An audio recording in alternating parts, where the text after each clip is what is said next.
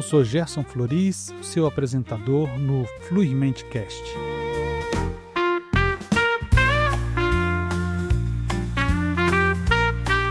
Olá pessoal, sejam bem-vindos ao Fluirmente Cast e hoje nós chegamos ao nosso 6º episódio sobre a série do livro O Poder do Agora de Eckhart Tolle, sendo que no último episódio nós tivemos um episódio intenso e importante, onde nós confrontamos a nossa própria sombra, o nosso corpo de dor e aprendemos a usar a luz da presença para dissolver esse corpo de dor. No nosso episódio de hoje, a gente vai levar essa prática para a arena mais intensa e mais recompensadora das nossas vidas, que são os nossos relacionamentos. E é nos relacionamentos íntimos, com os nossos parceiros, com os nossos familiares, com os nossos amigos próximos, que essa nossa prática espiritual ela é mais testada. É aqui que nossos maiores gatilhos e também nossas maiores oportunidades de crescimento existem e residem. E nós vamos aproveitar no episódio de hoje para entender e descobrir por que tantos relacionamentos que nós temos oscilam violentamente entre o amor e o ódio. E como que a gente pode transformar esse campo de batalha em um terreno sagrado para o despertar.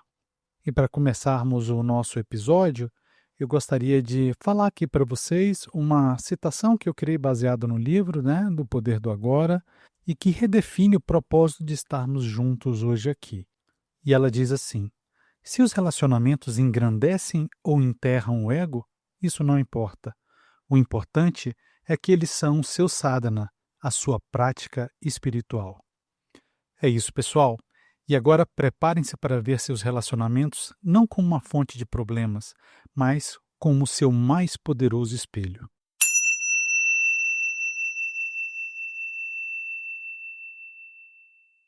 E quero começar esse episódio de hoje com uma pergunta para todos nós. Por que os relacionamentos íntimos que começam com tanta euforia, com tanta paixão, frequentemente se transformam em fontes de conflito e de dor? No livro, o Eckhart Tolle ele aponta para a natureza do ego. A maioria dos relacionamentos que vemos não são baseados em amor verdadeiro, mas no que ele chama no livro de relacionamentos aditivos ou de apego. E esse tipo de relacionamento funciona da seguinte maneira: o ego, por natureza, ele se sente incompleto, ele se sente carente. E por conta desse motivo, ele busca outra pessoa para preencher esse vazio, para lhe dar uma identidade e uma sensação de valor, para fazer com que ele se sinta vivo. E na fase inicial do relacionamento, isso funciona muito bem. A gente acha que a gente está super apaixonado, e isso parece funcionar. A outra pessoa, nessa fase, ela lhe dá atenção total, valida a sua existência, ela está sempre ali do seu lado. E o ego se sente satisfeito e confunde essa gratidão com amor. E essa é uma frase de extrema dependência nesse tipo de relacionamento. É quase como se fosse um vício, quase como se fosse uma droga. Mas uma droga que, inevitavelmente, cedo ou tarde, ela vai parar de fazer efeito. E essa outra pessoa, o seu companheiro, sendo humana, normal, ela não pode ser a fonte permanente de salvação da outra pessoa. A gente não consegue ser essa pessoa que supre essa carência de forma indeterminada. Haja energia para conseguir, ou para ser, ou mesmo para tentar ser essa pessoa. E como eu disse, cedo ou tarde, essa outra pessoa ela vai começar a agir de formas que não satisfazem mais as demandas do seu ego. Ela tem os seus próprios humores, ela tem os seus próprios problemas, ela tem o seu próprio corpo de dor, e no momento em que ela para de suprir a sua dose diária de atenção, o sentimento que estava por debaixo do apego, ou seja, o medo e a carência, eles vão ressurgir com força total.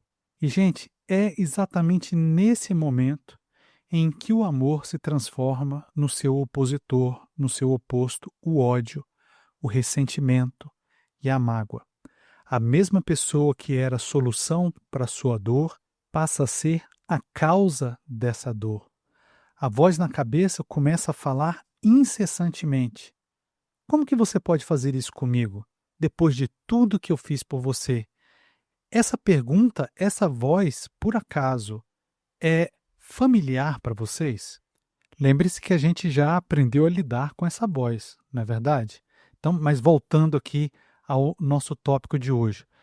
Naquele momento, o corpo de dor, que estava temporariamente adormecido pela euforia da paixão, do começo lá do relacionamento, ele é ativado com força máxima, tanto em você quanto na outra pessoa. Então, ao mesmo tempo, o corpo de dor é ativado em ambos os parceiros desse relacionamento, que se torna um ciclo vicioso de conflito e sofrimento, pontuado por breves momentos de reaproximação. Isso não é amor, pessoal. Isso é um vício egóico, é uma adição egóica. E eu queria que agora nós parássemos um pouquinho e nós pensássemos se o nosso relacionamento atual ou se nós já vivemos algum tipo de relacionamento como esse que eu descrevi aqui para vocês. Parem e reflitam um pouquinho.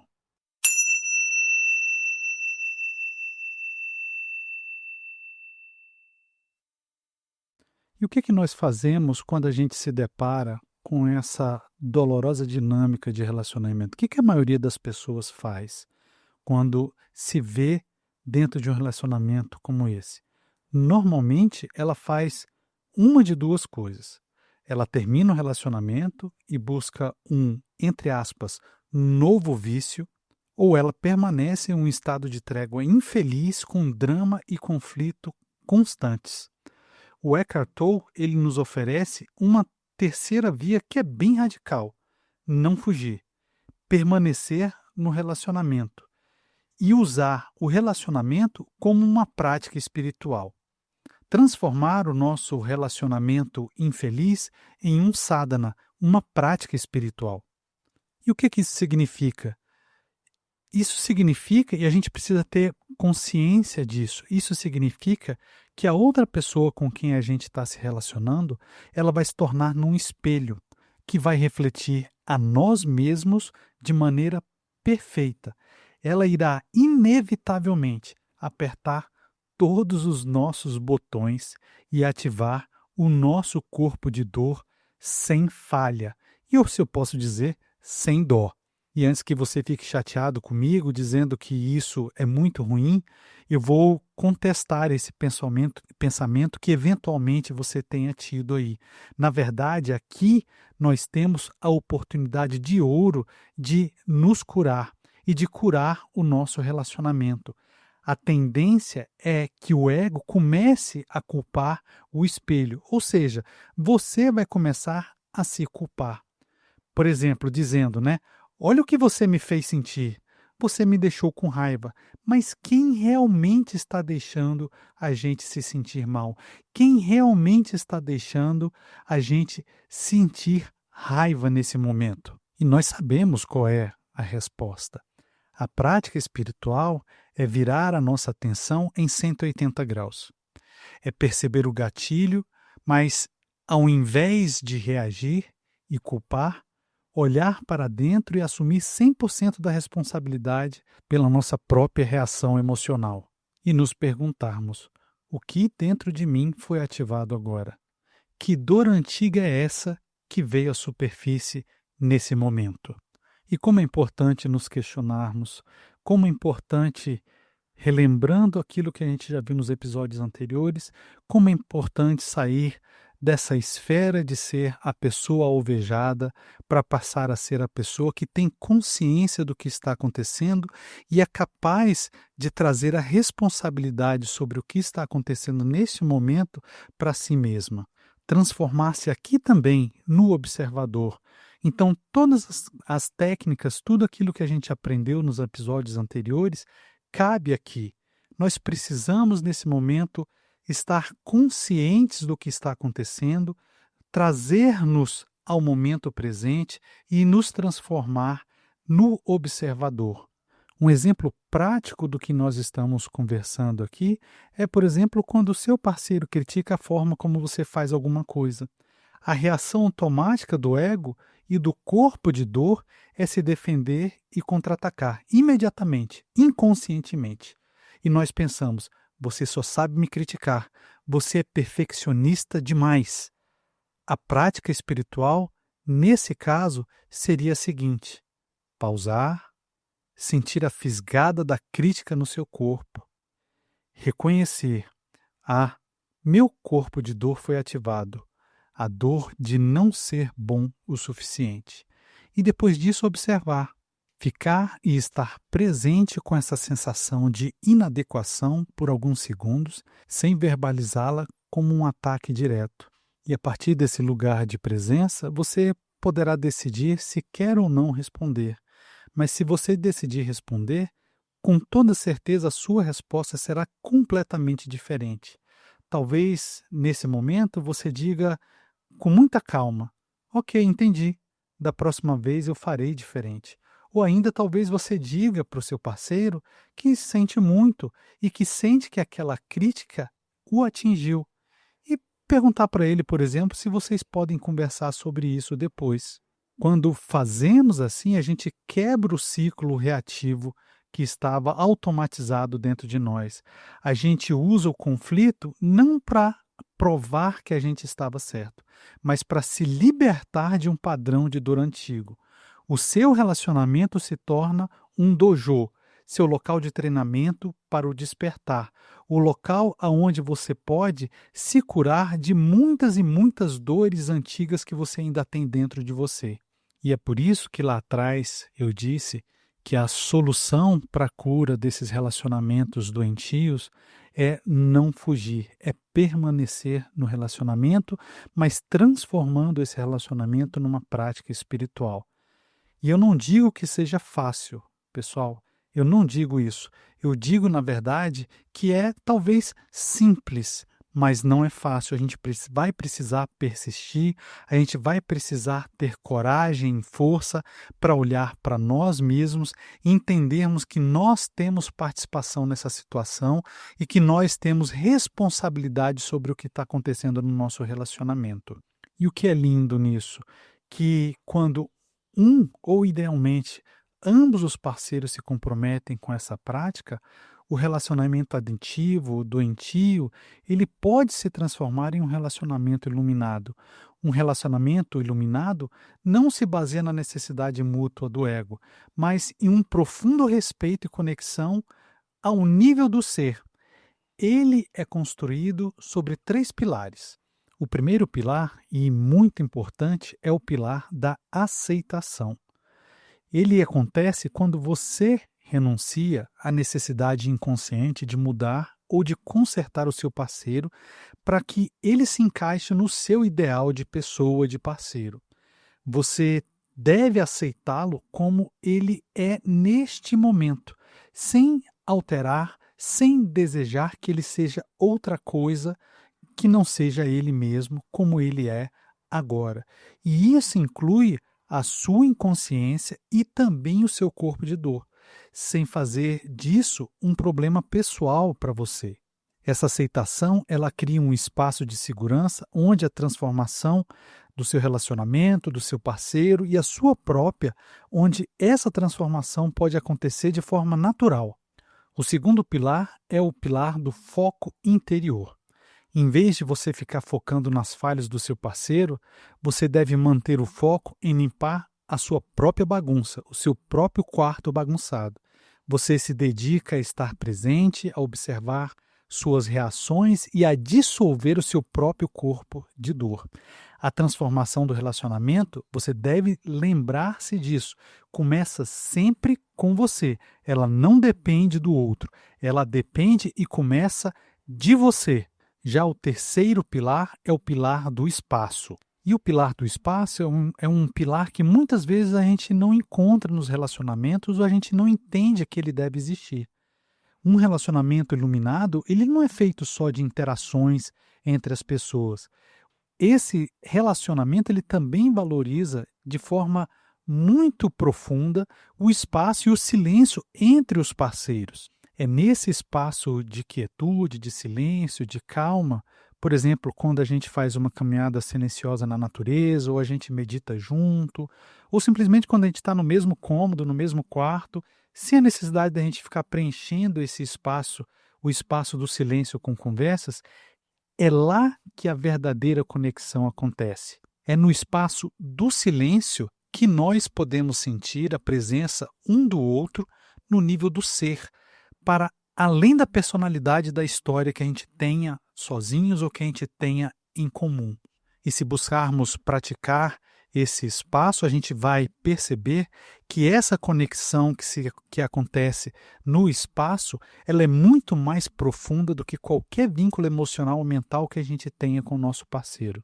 E uma observação muito importante para todos nós, um relacionamento iluminado, isso não significa que esse relacionamento ele tenha ou esteja ausente de desafios, mas sim que esses desafios eles são recebidos pelos parceiros com consciência e não com reatividade, como comumente a gente faz nos relacionamentos que a gente tem. Isso tudo é um convite para que nós possamos encontrar não a outra metade que te completa ou que nos completa, mas o outro ser inteiro com quem você pode compartilhar a sua presença. A busca por um relacionamento sadio, iluminado, ela pode parecer um desafio, mas, na verdade, ela é a maior recompensa que a gente pode ter nos nossos relacionamentos. Enquanto nós não estivermos vivendo relacionamentos sadios, iluminados, nós vamos estar vivendo relacionamentos doentios que são falsos. Eles não são, na verdade, aquilo que poderiam ser um relacionamento onde haja uma troca energética, uma troca de amor, uma cumplicidade entre as pessoas. O que há num relacionamento doentio é a troca de dependência emocional, dependência entre os parceiros. E algo que se depende, algo que a gente necessite para viver, para que esse relacionamento continue vivo, ele não vai ser, no longo prazo, talvez nem no médio prazo, algo que nos traga ou que nos faça bem. Dito isso, pessoal, é preciso que nós tomemos consciência da nossa parte. E que a gente entenda que a gente deve começar essa mudança independente do nosso parceiro. É lógico, como eu disse aqui também para vocês, que seria muito bom se ambos estivessem nessa busca, nesse querer iluminar o relacionamento. Mas você não deve esperar que o outro tome essa consciência para que você inicie seu processo de transformação. Você pode iniciar esse processo de transformação, lembrando sempre que o exemplo é uma ferramenta muito importante. O nosso exemplo pode mostrar ao nosso parceiro a nossa vontade de mudar, pode mostrar ao nosso parceiro como fazer, como buscar essa iluminação. E ele, vendo isso, pode se interessar nessa busca pela iluminação dos relacionamentos ou desse relacionamento o qual você esteja vivendo nesse momento também. Busquemos essa cura através da nossa presença, da nossa consciência e da nossa autorresponsabilização.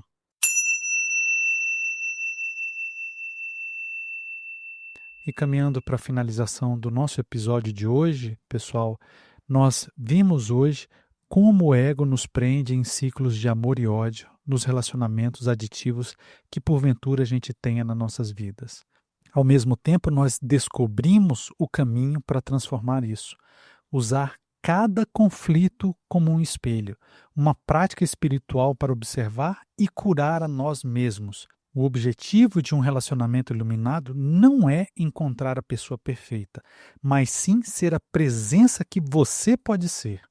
E aproveitando, caso você não tenha entendido algum dos conceitos que nós tocamos aqui no episódio de hoje, eu vou te convidar para voltar lá nos episódios anteriores, assisti-los, ouvi-los, para que você entenda esses conceitos. Tudo que nós vimos até aqui hoje está interconectado. Então, cada um dos episódios é muito importante que você tenha ouvido cada um deles para que você entenda, tá certo? Caso você tenha dúvidas, caso você não tenha entendido algo nesses episódios passados, mesmo ouvindo novamente, eu convido você a me encaminhar a sua dúvida para que eu possa tentar esclarecê-la, tá bom? Como eu sempre gosto de fazer, eu queria encerrar mais uma vez lendo aqui uma frase para vocês que eu construí, desenvolvi e fiz baseado no livro O Poder do Agora do Eckhart Tolle. Ela diz assim: para conhecer o outro em um nível mais profundo, você precisa se conhecer em um nível mais profundo. Em vez de buscar a salvação através de um relacionamento, você oferece a salvação a cada encontro por estar presente. E com essa frase eu queria te fazer um convite radical para essa nossa semana, para que no próximo momento de atrito, em um relacionamento importante, tente o experimento, tente estar presente. Em vez de reagir, pause. Em vez de culpar, olhe para dentro. Veja o que acontece quando você escolhe a presença em vez do drama. Vamos lá, vamos tentar fazer essa semana. Muito obrigado pela sua companhia. Na próxima semana a gente vai para o nosso penúltimo episódio dessa série do livro O Poder do Agora e a gente vai explorar a força suprema que sustenta toda essa nossa prática, que é o poder da entrega. Até lá, que seus relacionamentos sejam um caminho de luz e de paz.